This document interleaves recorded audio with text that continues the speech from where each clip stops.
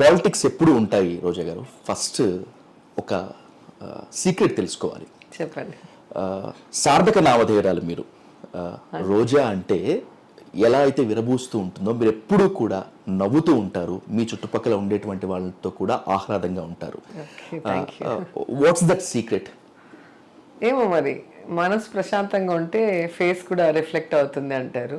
So నాకు కోపం వచ్చినా బాధ వచ్చినా 5 మినిట్సే. ఆ తర్వాత దాన్ని ఎలా ఓవర్కమ్ అవ్వాలనే దాన్ని ఓవర్కమ్ అయ్యి వచ్చేస్తాను.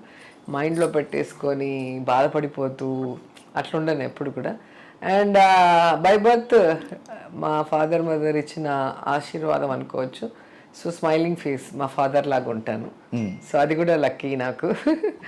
అండ్ నా లైఫ్లో నేను ఎప్పుడు అనుకుంటాను, నాకు పెద్ద కోరికలు లేవు, ఇన్ని కోట్ల ఆస్తి ఉండాలి, ఇంత బాగా, ఇది ఎప్పుడు లేదు. నేనున్న ఇంట్లో చిన్న ఇల్లు అయినా కూడా ప్రశాంతంగా ఉండాలి, నా చుట్టూ అందరూ హ్యాపీగా ఉండాలి, నేనే హ్యాపీగా ఉండాలి అనుకుంటా. అందుకే నేను నా వల్ల వీలైనంత వరకు సో మాటలతో కానీ లేదా నా చేతులతో కానీ పక్కన ఉన్న వాళ్ళందరినీ కూడా హ్యాపీగా ఉంచుతా. సో మాతో ప్రోగ్రామ్ అంటే ఒకవేళ బర్త్డే అయినా పెళ్ళైనా లేదా మా ఇంటికి రావడం అన్నా మేము వాళ్ళ ఇంటికి వెళ్తామన్నా కూడా అందరూ హ్యాపీగా అందుకే ఫీల్ అవుతారు. ఎవరికి మేము బర్డన్గా ఉండం కాబట్టి. సో అందరూ కూడా అది అలవాటు చేసుకుంటే మంచిది. పెద్ద ఖర్చే ఉండదు కదా, ఎదుటి వాళ్ళని చూసి నవ్వుతూ బాగున్నారు అనటం. సో మనకున్న దాంట్లో వాళ్ళకి సాయం చేసినప్పుడు ఖచ్చితంగా చుట్టూ అట్మాస్ఫియర్ కూడా బాగానే ఉంటుంది. మినిస్టర్గా బాధ్యతలు తీసుకుని దాదాపు 1.5 ఏళ్ల పైనే అవుతోంది. మీ మార్క్ మాత్రం స్పెషల్గా కనిపిస్తుంది ఈరోజు. How you are feeling this experience? అసలు ఏమో మరి, చిన్నప్పటి నుంచి నాకు నాకు భగవంతుడు ఏదైతే ఇస్తే, అంటే నేను అనుకున్నవన్నీ అయినాయని నేను చెప్పలేను. ఎందుకంటే నేను చదువుకోవాలనుకున్నది వేరు, నా డ్రీమ్స్ వేరు, కానీ నేను వచ్చిన ఫీల్డ్స్ వేరు. సో సంబంధం లేని ఫీల్డ్స్లో అటు సినిమా ఇండస్ట్రీ కానీ ఇటు పొలిటికల్ ఇండస్ట్రీ రెండు నేను అనుకున్నది కాదు. కానీ వచ్చిన తర్వాత బెస్ట్గా ఉండాలనుకుంటా. సో నాకు వచ్చిన రాకపోయినా దాంట్లో నేర్చుకొని ఖచ్చితంగా బెస్ట్గా ఉండడానికి ట్రై చేస్తాను. సో అదే సీక్రెట్ అయి ఉండొచ్చు. ఎందుకంటే ఈరోజు మామూలుగానే నేను టూరిజం అంటే పర్యటన చేయడం చాలా ఇష్టం నాకు. సో నా పిల్లలకు కానీ, నాకు పెళ్లి కాకముందు మా బ్రదర్ వదిన మేము షూటింగ్స్కి వెళ్ళినప్పుడు అందరినీ తీసుకెళ్ళటం అలవాటు నాతో పాటు. సో పెళ్ళయ్యాక మా ఆయన నేను, మళ్ళీ పిల్లలు పుట్టాక పిల్లలతో. సో అలా బాగా టూర్ వేస్తాను. అలాగే స్పోర్ట్స్ బాగా ఇష్టం, కబడ్డీ కానీ బ్యాడ్మింటన్ కానీ ఇవన్నీ బాగా ఆడతాను. సో గేమ్స్ ఎక్కువ పెడుతూ ఉండటం చూసారేమో జగన్ సారు. తెలుగు అమ్మాయి కాబట్టి టూరిజం ఇలా స్పోర్ట్స్ కల్చర్ మిక్స్ చేసి ఇచ్చినట్టున్నారు. అనుకోకుండానే ఈ శాఖ మీకు కేటాయించాలని పట్టుబట్టారా? నేనేం అడగలేదు అసలు, నేను మినిస్ట్రీకి ఎప్పుడు అడగలేదు. సో జగన్ గారు ఇచ్చేటప్పుడు నాకు సూట్ అవుతుంది అనుకున్నట్టున్నారు. సో నాకు ఇష్టమైన ఫీల్డ్స్ కాబట్టి 3 కూడా నేను హ్యాపీగా చేస్తున్నాను. ఆడుదాం ఆంధ్ర ఈ కార్యక్రమం చాలా జోష్గా నడుస్తోంది మీ ఆధ్వర్యంలో, అలాగే శాప్ ఆధ్వర్యంలో కూడా ఒక ఇండెలిబుల్ ఇంప్రెషన్ అయితే తీసుకురాగలిగారు. ఇంకా సక్సెస్ చేయడానికి ఫార్ములా ఇంకేమైనా క్రియేట్ చేస్తున్నారా? ఖచ్చితంగా అండి. ఈరోజు దేశంలో ఏ ముఖ్యమంత్రి కూడా ఇంత పెద్ద ఎత్తున గేమ్స్ కోసము బడ్జెట్ కేటాయించి మొత్తము స్టేట్ అంతా చూస్తే ఇటు యూత్ కానీ అటు అఫీషియల్స్ కానీ అందరూ కూడా యాక్టివ్గా దీనికోసం ఎదురు చూస్తున్నారు.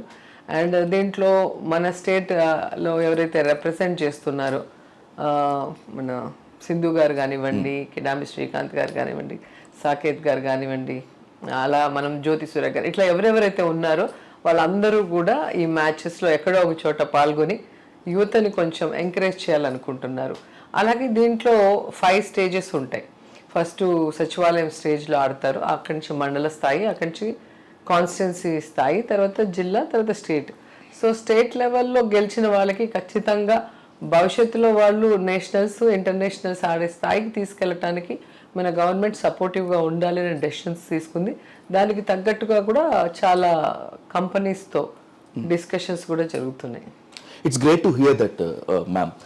ఆడుదాం ఆంధ్ర అని చెప్పి మీరు కొత్తగా తీసుకోవాల్సిన అవసరం లేదు.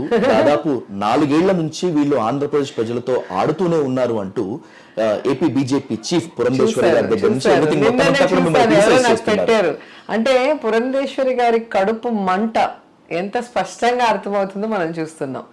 ఆవిడకి అదేంటో కానీ చంద్రబాబు నాయుడికి నెగటివ్ అవుతుంది, జగన్ అన్నకి పాజిటివ్ అవుతుంది. జగన్ గారు చేసే ఏ కార్యక్రమం అయినా అంటే దాన్ని నెగిటివ్ చేయడానికి ఆమె ప్రెస్ మీట్ పెడుతుంది. అదే చంద్రబాబు నాయుడు అరెస్ట్ అయినా ఆయన చేసిన తప్పుల మీద ఏదైనా ఎంక్వైరీలు వేస్తే నో కామెంట్ అంటుంది. దాన్ని బట్టి ప్రజలు అర్థం చేసుకోవాలి. ఈరోజు ఈ ఆంధ్రప్రదేశ్తో ఆడుకున్నది చంద్రబాబు నాయుడు. దీన్ని ముక్కలు చెక్కలు చేసి ఆనందంగా ఉన్న ఆంధ్రప్రదేశ్ని 2 ముక్కలు చేసి, ఆ ఒక ముక్కని సీనియారిటీ ఉంది నాకే ఇస్తే నేను బాగా చూసుకుంటానని నమ్మించి మోసం చేసి ఈరోజు ఎన్ని స్కాముల్లో ఆయన ఇరుక్కున్నారో మనం చూసాం. అంటే విడిపోయిన స్టేట్కి రాజధాని లేదు, ఎక్కడ ఎవరికి ఏ ఉపాధి లేదు, ఇన్కమ్ లేకుండా ఇబ్బంది పడుతుంటే దాంట్లో కూడా ప్రజలని మోసం చేసి ఏ విధంగా లక్షల కోట్లు సంపాదించుకొని ఈరోజు హైదరాబాద్లో సింగపూర్లో దాచుకున్నాడో అన్నీ కూడా ప్రూఫ్స్తో వస్తూ ఉన్నాయి, మీరే చూస్తూ ఉన్నారు. సో అలాంటి వ్యక్తి గురించి మాట్లాడాలి అంటే నో కామెంట్ అంటుంది. నిజంగా ఆంధ్రప్రదేశ్తో ఆడుకున్న వ్యక్తి చంద్రబాబు నాయుడు, ఆయనకి సపోర్ట్ చేసిన పవన్ కళ్యాణ్, వాళ్ళ గురించి నోరెత్తదు. మళ్ళీ ఆయనని విడుదల చేయాలి అని లోకేష్ని తీసుకొని మళ్ళీ అమిత్ షా వరకు వెళ్తుంది. అంటే దీన్ని బట్టే పిన్నమ్మకి వాళ్ళ బావ మీద ఎంత ప్రేమ ఉందో అర్థం చేసుకోవాలి. సో ఆవిడ మాట్లాడే మాటలు ప్రజలు ఎవరూ పట్టించుకోరు. ఎందుకంటే గతంలో ఆమె రాజకీయాల్లోకి వచ్చినప్పుడు రాజశేఖర రెడ్డి గారి ఆశీర్వాదంతోనే ఆమె ఎదిగింది, అందరికీ తెలిసిన విషయం. రాజశేఖర రెడ్డి గారు చనిపోగానే అవకాశవాద రాజకీయం చేస్తూ ఏ విధంగా మళ్ళీ బీజేపీకి వెళ్ళిందో మనం చూసాం. సో ఈమె అవకాశవాది అనేది అందరికీ అర్థమైన విషయం. ఏ ఎన్టీఆర్ అయితే కాంగ్రెస్కి వ్యతిరేకంగా పార్టీ పెట్టారు, ఆ కాంగ్రెస్కి వెళ్ళింది, అక్కడ అనుభవించి అక్కడ అయిపోయిన తర్వాత మళ్ళీ బీజేపీకి వచ్చింది. మళ్ళీ ఇప్పుడు ఇక్కడ హోల్సేల్గా ఆంధ్రప్రదేశ్లో బీజేపీని తెలుగుదేశం పార్టీకి తాకట్టు పెడుతుంది అనేది మనకు తెలుస్తుంది. కాబట్టి ఆమె ఏం చెప్పినా కూడా ఎవరు నమ్మే పరిస్థితి లేదు, దానికి అసలు క్రెడిబిలిటీ లేదు, ఆమె మాట్లాడే మాటలకి క్రెడిబిలిటీ లేదు. కాబట్టి ఈరోజు ప్రజలకు తెలుసు, ఫస్ట్ టైం జగన్మోహన్ రెడ్డిని సీఎం చేసుకోకపోవటమే మన తప్పు, దానివల్లే మనం వెనక్కి వెళ్ళామని తెలుసుకున్నారు. అందుకే 2019లో తిరుగులేని మెజారిటీతో ఆయన ముఖ్యమంత్రిని చేశారు.